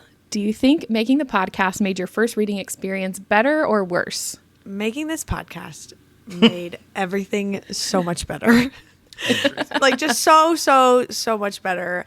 I only read romance, like that's my main thing, and if there's fantasy aspect to it, that's cool, but like the romance is my main vibe, and so this series is not that. Like it was as we watched me struggling for several books to get there. So just being able to do this with the podcast to help me get through some of those things, just getting to talk with you all about it every single week and just like have all my crazy theories and random things. But I think more than anything was that I got to do this with Kyle because this is our first like book to read together, and getting to do this and just literally sitting on the couch reading together or being like, what chapter are you on? And just like live in person was really, really fun. And just like a dream come true to get to read books with my husband. That's just so fun. And then just documenting the whole process. Like even if something happens and this is all we end up doing, which is not the plan, but you never know, like we can always come back and look at all this crazy stuff that we did on the internet, which is like terrifying to a certain extent, but also really fun. And just, I don't know. I just wouldn't have changed a thing. I loved it. So. Oh, I agree. I mean, clearly better. I would say half the fun of the read, at least, was the podcast. And I said at the very beginning of this podcast, it had been a long time since I've actually read a book. And I think even just like listening to Lauren, I've come to the conclusion that because most book clubs that I've been in before were scholastic with books that were assigned, and they were like, what do you think the author meant when the door was red? And not like, hey, isn't that a hot couple? I was like, yeah, it is, teach you. But here it's a little more fun to be with friends.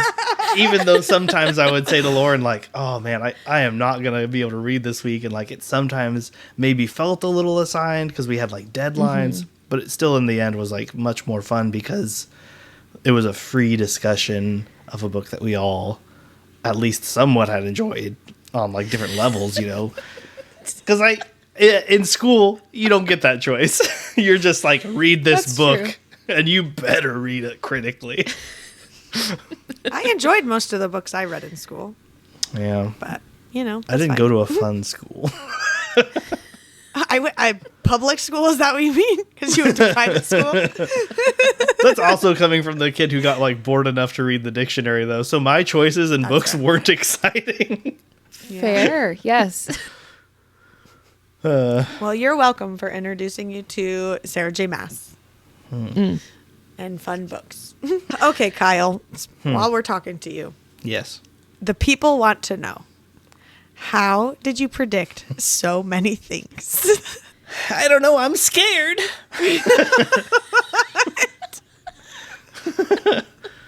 No, I don't know. I mean, I guess the real answer is like I sort of said it multiple times throughout the podcast where there's formulas to books and you have to follow them to write a good book. You can like go way off base. Like Terry Pratchett is a good example of someone who writes books with like way out there ideas, but it's pretty rare to do that and still do well. And even those follow a formula. But I guess if you want to predict a book, just read it, even though I just made fun of it. Read it very critically. Like, read everything very critically. I know a lot of what I hear on, like, a lot of book clubs, not even just ours, is like, oh, I'm just in it for the vibes. Such a mood reader. If you do that, you're not going to predict it. And that's fine. You're in it for the vibes. I'm, like we said earlier, my Enneagram Manon. I'm an investigator. I Enneagram Manon. I want to call it that forever now. There's 1, 2, 3, 4, Manon, 6, 7. Yeah, I don't know. It's just, I don't even know how to describe. Some of it is just pure luck. And there's something that I think we're discussing later, too, that is insane that I called. But we've not even discussed it yet in the podcast. That was. But I think some of it, too, is you and I had talked about it at home, that some things, it just came out of a joke. Like, ha ha ha, what if this, ha ha ha. And then, like, then you would think about it and be like, but what if, like, on the next episode. And then the next episode, it was. And so it's just like. I mean, to every joke, there's a grain of truth, you know? Because your jokes felt so out there until you, like, really thought about it, kind of a thing. I also do, like, enjoy writing myself. So I like to think of all of the possible outcomes, which also comes from my anxiety, where I think of all the possible things that could go wrong. And preparing for those. So it's a mixture of a lot of things. A lot of luck, I would say, too, because I'm sure there's things that I said that didn't happen. Like she said, jokes that I make. It's easy to make jokes and then claim psychic powers when they come true when you joke about so many things. Chaol and Aelin never got together, so that's true. Yeah. I don't know. John's writing fanfic. That could happen still. So you're telling me there's a chance. Join our Patreon for. Do you think any of it comes from D&D as well, even though you don't typically read like fantasy novels? I mean, yeah, it's been a while since I've read fantasy novels, but yeah, sort of like I said, I enjoy storytelling, and I guess especially with D&D as a DM, when you're playing, you have a basic story in mind, but it's a cooperative storytelling game, so each of your players can throw things in and change things.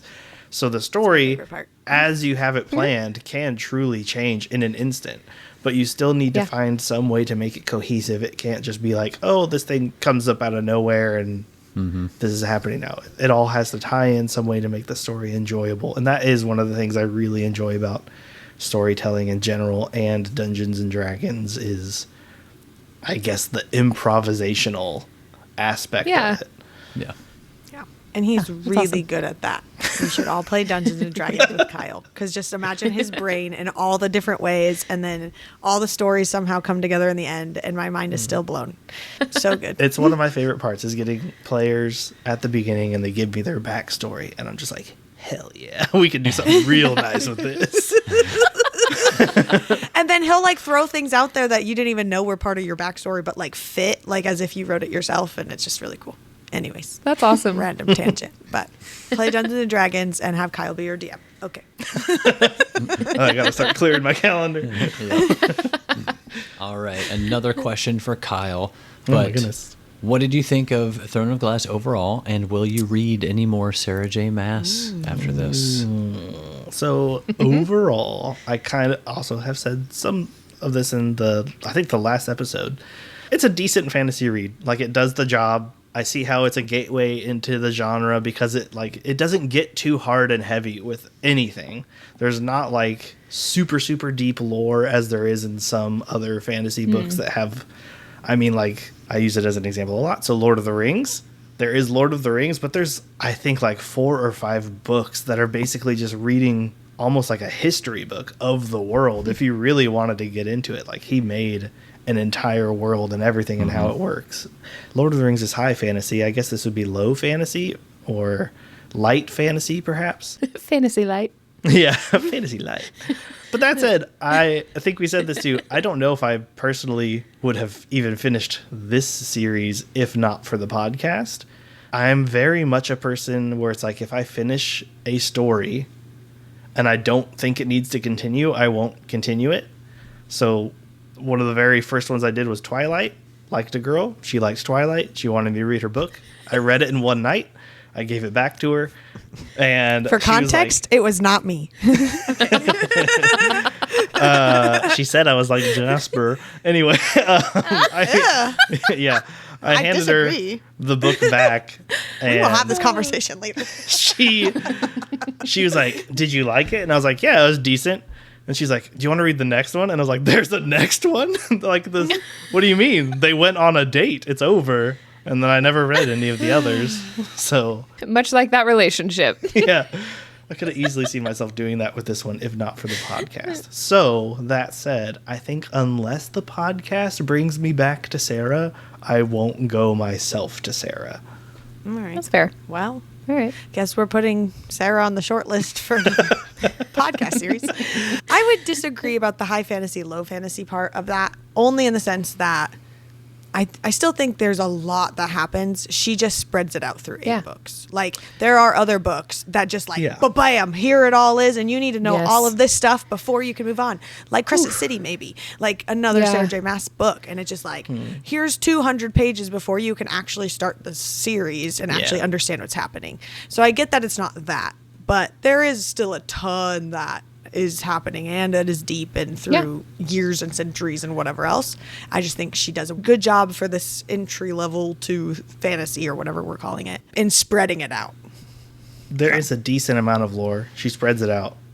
But I mean, when I think high fantasy, I mean, there's like I said, books and books to read up on the lore, even in the books themselves. And it's like... Or how there's like a whole foreign language out there for other books. The characters even talk in the books. The way they speak is like reading an older book. Throne of Glass had very modernized speech, and it was easy to understand the dialogue without having to be like, what the freak are they saying? Like, hast thou beenst to the yawn shop? I'm like, I don't know what you're doing. The yawn shop. Yeah. Exactly. Where in this one, they'd be like, do you like that house over there?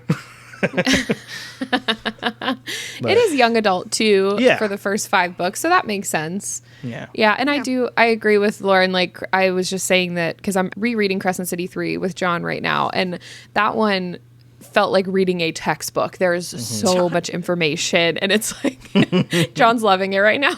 That's good. But my head was just like, I feel like my brain was fried every time I put that book down because there was so much lore and like info dumps and like all kinds of stuff in that book particularly. But yeah, I mean, that's a new adult series. It's also years and years after she had started writing these books. And yeah, I mean, I get that. And we said last episode too that like even in this series, you can see her grow as an author. And I also will say, so that this is clear, I don't think that the romance and the descriptors of like being physical with each other takes away from it at all. Because there are a lot of people who said like, oh, I don't like that in my fantasy. I just want the action, the lore, the magic, and everything. But I don't think that takes away from a reading experience. Yeah. So I'm not pushing it down solely because of that. That's my favorite part. I know. Which brings us to our next question, which is from Lauren. Lauren, will you be rereading this series? My short answer to this is yes. I want to reread this series. My long answer to this is my TBR is massive, and I have no idea when this will get to show up in that. I'm not typically a person that rereads things unless it's like rereading because a new book is about to come out in the series and I want to refresh, or for whatever reason I just loved it so much that I have to go and reread it. And obviously this one took us a long time, so right now it just doesn't feel like it makes sense to go back and completely start over again. Really, what this makes me want to do is go reread ACOTAR or Crescent City and find all the little Easter eggs in those before coming back again to Throne of Glass. So I want to reread the entire Maasverse again. I just don't know when that's going to happen. Yeah. But that's where I'm at. The eternal struggle. Okay. Yeah, for real. Well, Con and John, will you ever do another reread? I mean, I'm a big rereader, so I will eventually, but I mean, obviously I've already read this twice, right? So this is probably shelved for me for a while. Yeah. I would reread ACOTAR and Crescent City before Throne of Glass again for sure. Yeah, I fear that I will always be caught in an endless cycle of rereading the entire Maasverse. This reread of Throne of Glass made me just want to read ACOTAR again, and then finishing ACOTAR makes me want to reread Crescent City, and then Crescent City makes me want to reread Throne of Glass. So you're just kind of in like a, I'm just stuck in the rereading cycle. But I am a chronic rereader. Like, I'm rereading another book right now. Don't tempt me. I will do it. What were John and Con's thoughts whenever Kyle made scarily accurate predictions? The people also want to know what your tells are. Or were. The really good, accurate theories internally, I was like, WTF, Kyle? Are you kidding me, bro? Seriously. Internally, I was a mess. And then, like, after a little bit, like, no matter what was theorized, I feel like my default face was just like, Just like a that was nod. it. That was it. A nod. That was pretty much it. Like, Yeah. I've seen that face sometimes, so yeah, that makes sense. Yes. I tried to keep it the same. I tried not to change it too much Sure. or give too much away, especially once people started like saying like, oh, they got tells. I'm like, what is my tell? I like barely make any facial expressions when anybody else is talking. I Actually, guess it's not It's true. very true. To go along with this, was there one that was like the hardest to not react to? I mean, I remember us talking about the Duva one. Yeah, I want to know what the conversations after the podcast and you guys like meet up and you'd be like, It was literally just like that. Like we'd either go to bed or we'd like meet up after we're done, and it would be like, what the hell with Kyle? And the other would be like, I know. How did he even guess that? It's way too early. Yeah, that was pretty much it every time. So we asked about this on Instagram stories, and I was asking like what people think our tells are. And the general consensus was that I get really quiet. I would say, oh yeah, like I didn't know what Kyle was talking about. you do that, yes. I do that. Oh yeah, that's exactly what you do. Interesting. Yeah, which is fair. Sometimes though, I reacted that way and genuinely did not know that Kyle was correct because there were a lot of things that I forgot. And then after a while, I was trying to just kind of react more to what he said rather than like the accuracy of it. Like when you said something about the 13 dying and I was like, Kyle, like, why would you say that? Oh, yeah. Nice. Gotcha. You know what I mean? Like I cannot believe you would say that. Like, why are you trying to kill off all these characters? That kind of a reaction. But I think some people took that as me being like, I can't believe you said that because it was completely accurate and that's definitely happening. This is probably my most terrified reason that I've now read Fourth Wing and the guys haven't. Kai always jokes that I can't act. And so I'm so worried of whatever's going to happen over here. But I'm going to do my best. We're gonna make you sweat with all our theories and predictions. And yeah, that's the thing. You guys are going to call... you're just I just gonna feel be like you're going to dripping. call it from like the first episode. Oh yeah, we got it, Kyle. We got it. There are certain things I feel like you guys will probably call in advance. Some I don't know. There's it will be things definitely I a very... called, so if I call Yeah. it, there's you guys definitely will. But Yeah. But I feel like the reading experience as a whole is very different from Sarah J. Maas. Oh, Like 100%. the writing style and stuff Yeah. is definitely different. And I know one of Kyle's biggest complaints was that nobody died, and a lot of people die in Fourth Week. So Good. everyone's- As long as they everyone's deserve dead. it. Spoiler alert, everyone dies. Everyone dies, Somehow there's still more books coming out, but everyone's dead. It's just empty pages. Just to make you cry more. and The everone story's buys over. it. We would too. All right, what do we all think about the Tandem read? And would you do it again if you reread the series? Absolutely. I don't know how anyone reads it and doesn't do the tandem read, and that people recommend not doing the tandem read. That's just like crazy to me. I loved it. I would 100% recommend it. I think when it was slow in Tower of Dawn, you had some sort of action happening in Empire of Storms. When it's just plot, plot, plot in Empire of Storms, you get some of like the romance or the character development or whatever happening in Tower of Dawn, and it just goes together really well. It felt overwhelming at times. And honestly, coming out of the book and back into Kingdom of Ash, and I like would stop every once in a while to like go check what chapter I was on, like in case I needed to switch books or something, and then be like, oh yeah, I'm only in this one book. So like there was some mindset, like some mind shifting that I had to do there for that. But I'm 100% team tandem read. I don't think I would tandem read, at least for the next time, because like at the very least, if I ever read it again, I wouldn't. That way, at least I'd have both experiences and know for sure which one I preferred.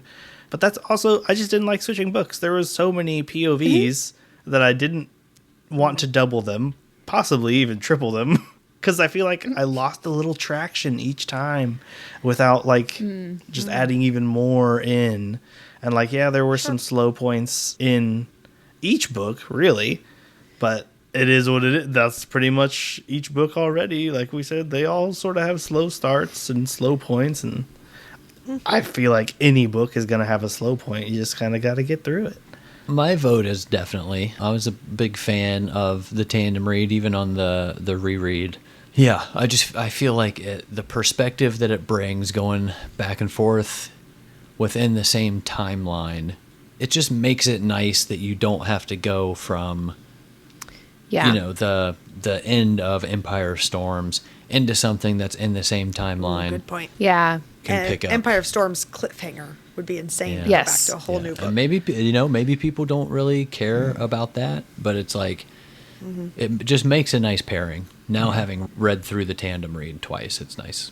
I think that cliffhanger, sort of like we said, it would suck if that was your first read. But now, like how we all know the cliffhanger and like what happens after, I feel like it would be more okay to be like, I'll go read a separate book. Yeah, I think that's kind of along the same lines as my answer. Like, I love the tandem read, and I will always recommend the tandem read for a first read through the series. I'm glad that I read it for the first time when all of the books were published, because I think if I would have read Empire of Storms as soon as it came out, devoured it, got to the end of that crazy cliffhanger, and then had to wait a year or more for the next book, and it started over the same timeline somewhere else and not following those characters, I would have been pissed.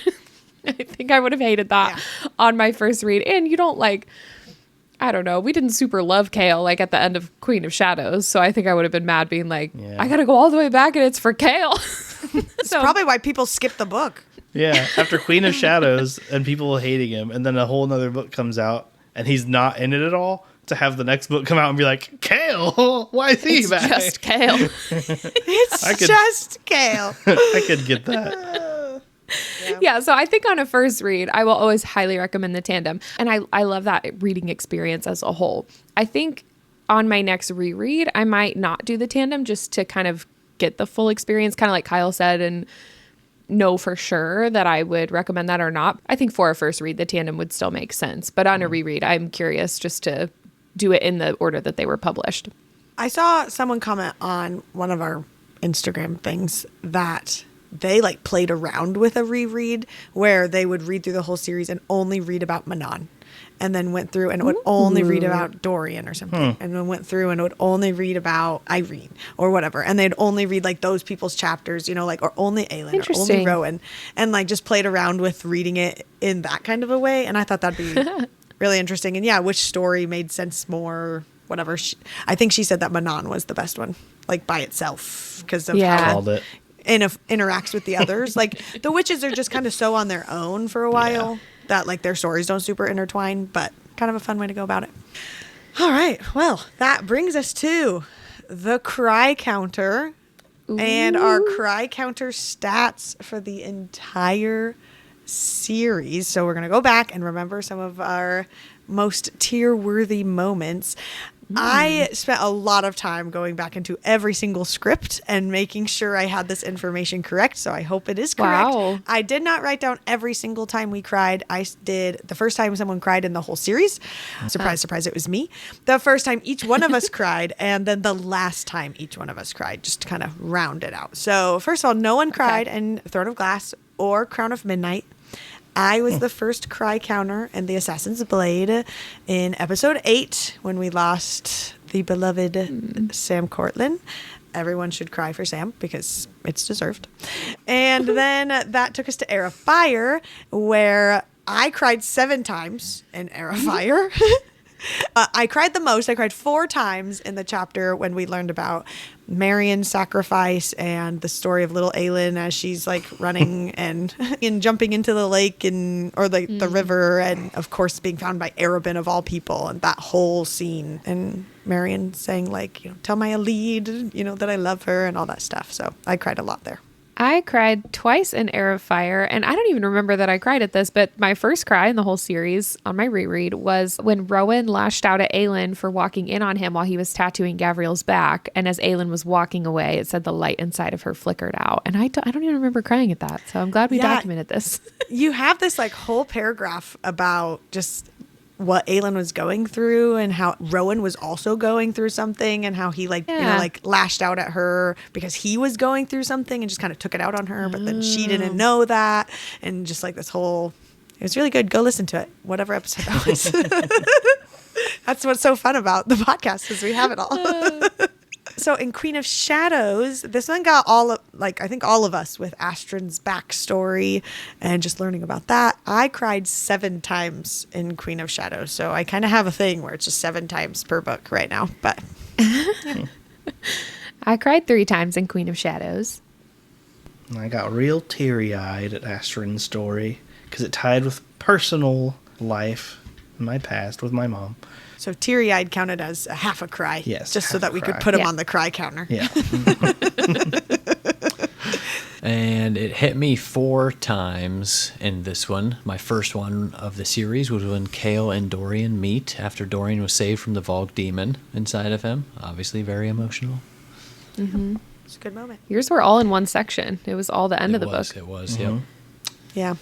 So the next was the Tandem read. This was the hardest for me to figure out because obviously we read it at the same time. Oh. So I think I did this correctly where I separated each book and I actually read each time we cried to make sure I knew which book it was in. So for Empire of Storms, I cried 7 times. And for Tower of Dawn, I cried twice.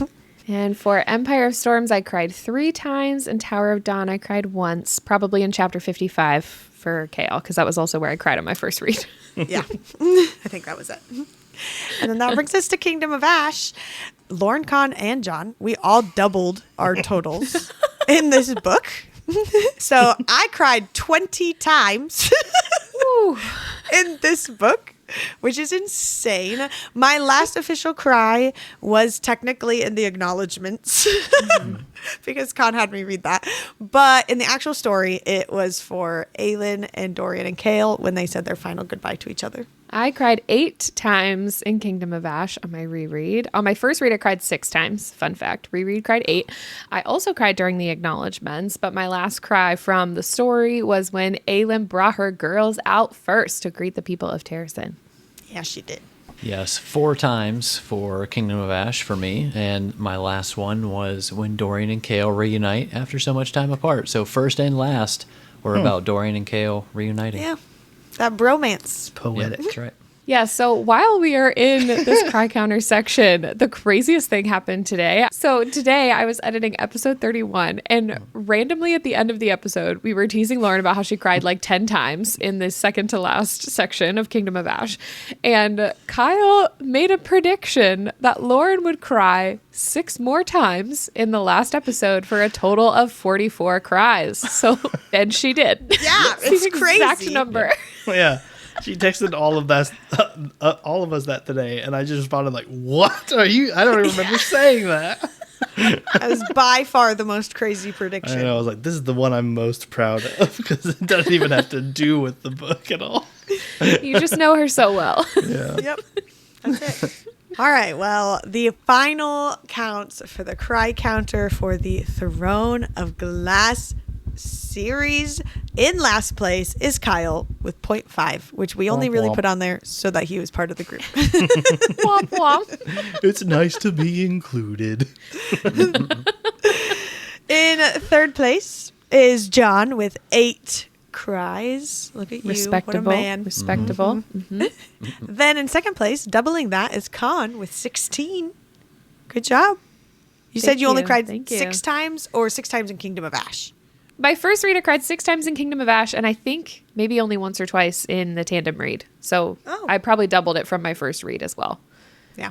And then in first place, and I did have this actually backwards where it said I was in last place, but then I felt like that was wrong. So I made myself first place where I cried the most. So that makes me feel like the winner, not the loser. With 44 cries in the series. Thank you. As the prophecy How does she do it? foretold. Thank you. You win a good long cry. Thanks. You win a dehydration and a headache. She's like puffy eyes and a headache. All right.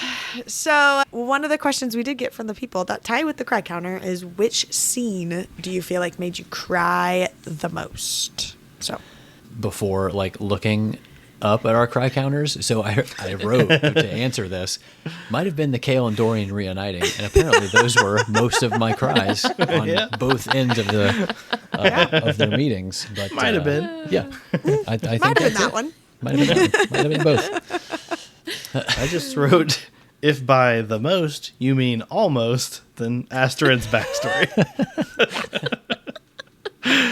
For me, it was the 13th sacrifice, both times. Lots of tears shed over that scene. And coming in close second, oddly enough, were the acknowledgments at the end of Kingdom of Ash.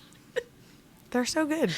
For me, it was when Aelin and Dorian and Chaol said goodbye to each other. And I don't even know if, like, just reading it for anyone else, if that's even worth crying about. Like, nothing really sad is necessary. I mean, like, they're saying goodbye, but nothing is, like, super sad is happening. But for me, it was saying goodbye to the series and saying goodbye to those characters and just kind of having my own personal little moment that my little heart just couldn't handle. So I cried a lot at the very end of the book.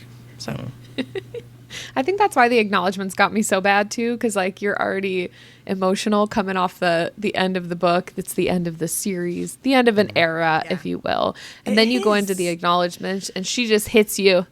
She hits you hard with just writing directly to you and then to her family. That also got me. But As long as you don't cry when we say goodbye at the end of season 1 of our podcast, because then my prediction would be wrong and I won't appreciate that. that's fair. I did almost cry earlier in the episode. True. Okay, well, this is bringing us to our final section. These are some more like big picture questions. The first one was, how do we move on from this? Will any other book ever compare? And we actually asked this recently in a social post, and there were a lot of comments from you, the people. So we've typed some of them here. Yes, from the Lost Books of Jess. You stare at a wall for a while, then you doom scroll fan art, then you hopelessly compare every book to the series. Then you get mad you can never read it for the first time again. Then you accept your fate and broken heart. It's a journey. Wow, such hope. From at Wands, Wings, and Shadows, they said, there is no recovering. I read it a year ago and cried about the 13 today. 4 blinks. Oh my gosh. Wow. Wow, not the blinks. From Amy with the Eye, says, I recovered by listening to your podcast. Heart. Oh, Amy. That's what I got to go do. I got to go listen to us talk about it for 65 hours again. From Ambra on TikTok, we got a comment that said, contemporary romance palette cleanser, my girl, because nothing in the fantasy genre will compare for a while. I am all about that. I'm like, read some fluffy romance books before you dive back into another fantasy. You got to cleanse the palette. From Nell Miller 12 on TikTok, the slump I slumped after finishing this series was deeper than any other, I think. Be kind to yourself. It's truly like losing a best friend or several. Oh, The beginning of that sounded like one of your Dr. Seuss poems. Yeah. The slump I slumped. The bump I bumped. The dump I dumped. this was moving toward the hump I humped. Oh, you stole it from me. I wasn't ready for dump. Guys. Well, lastly was my very own response to the post, because I was pretty sure that Lauren had spearheaded it. I just wrote, live, Lauren, live. So Right in the sad. feels. And Lauren's crying. Dang it! It's so hard. All right. Well, before we finish the episode, I think it would be appropriate for us to rank the books. That feels like a thing people do online all the time, is like rank all of them. Honestly, they do the whole Maasverse sometimes, but today we're just obviously doing Throne of Glass. So for me, starting my least favorite to my favorite, my least favorite would be The Assassin's Blade, then Throne of Glass, Crown of Midnight, Empire of Storms, and then we went to Queen of Shadows, and then I really liked Heir of Fire, and then honestly, I think I like Tower of Dawn more than that, and then we're at Kingdom of Ash, so that's where I'm at. Ooh. I'm sticking with Kingdom of Ash at the end. We listen and we don't judge. We should have started all of this like that. Yeah. Assassin's Blade at the bottom, Crown of Midnight, Empire of Storms, Heir of Fire, Throne of Glass, which Lauren got mad at me about. Interesting take. Surprised. Yeah. I'm a sucker for an origin story. Like, even if it's not All right. like really like the best, I'm like, I like to know where it starts. So I keep it close. Kingdom of Ash after that, Queen of Shadows in second place, and Tower of Dawn in first. Nice. Okay. Do you think Assassin's Blade would have been higher up if we started with that? Thinking of this whole origin stories. Possibly, yeah, because it seems more like a prequel to me. But although I did notice something too while I was doing it, I noticed that my higher ranked books have less Aelin in it. At the very start, it's very heavy on her story, but later on, since I like Manon and Dorian and Chaol so much, their books go higher. The ones that they have a heavy focus in. Let me find this. There's actually a TikTok that I just saw recently, and I want to find her name so that I can tell you, because this deserves some credit. Okay. It's the user at Rain Cats and Dogs, cats with a K and Z, on TikTok. She's done this for like all of the Maasverse books. She has a lot of really great breakdowns of information from all of Sarah J. Maas's books, but she recently did one on the percentage of all of the POVs in every individual Throne of Glass book, and then the series as a whole. Interesting. Yeah, and I felt like the most interesting about it is Aelin's POV starts out as like most of Throne of Glass, but then by Kingdom of Ash, it's down to like 20%. So it's like pretty consistently throughout the series, it goes down. I mean, obviously Tower of Dawn, we only get her POV in the epilogue, but that is really cool if you want to look at that. Well, it's because they just add a bajillion and one characters. Yeah. True. All right. John? So I think my order would be Assassin's Blade, Crown of Midnight, Throne of Glass, Empire of Storms, Heir of Fire, Kingdom of Ash, Tower of Dawn, and then Queen of Shadows. Ooh. Interesting. Ours ended up being almost the same. As it stands right now, I feel like this changes a lot. But right now, my ranking is Assassin's Blade, Crown of Midnight, Throne of Glass, Empire of Storms, Kingdom of Ash, Tower of Dawn, Heir of Fire, Queen of Shadows. Maybe? Nice. I love that we all ranked Tower of Dawn pretty high when there's people in the world that just don't read it. So if you're one of those people, go read it because we liked it. Yeah. Well, that's it. That's the end. This is like officially done. We're wrapping up Throne of Glass. Like, Oh my God. it's crazy. Thanks everyone for hanging out and just processing this series with us. This has been actually like super fun, and we just had a blast sharing all our highs and lows and just the absolute chaos that was this podcast with you. So we are so honored that we get to be part of your reading journey and you got to be part of ours. We're taking a short break from publishing episodes, but we will be back January 22nd to kick off Fourth Wing. And until then, you can find us on Instagram, TikTok, Patreon for teasers, updates, and our reading schedule, and maybe even a surprise or two. Oh. Surprise. In the meantime, don't forget to share this podcast with a friend or that significant other you've been pestering to read Fourth Wing so they can read along with our husbands too. Yes, that'll be so fun. We hope your new year is filled with everything Lorcan did. And from all of us here what does at that Between... mean? What does that mean? What does it mean? What does it all mean? And from all of us here at Between Pages and Friends, I guess the four of us here at Between Pages and Friends, Happy New Year! Oh my gosh, it's over. All right, get out of here, you chickens. I have to go cry.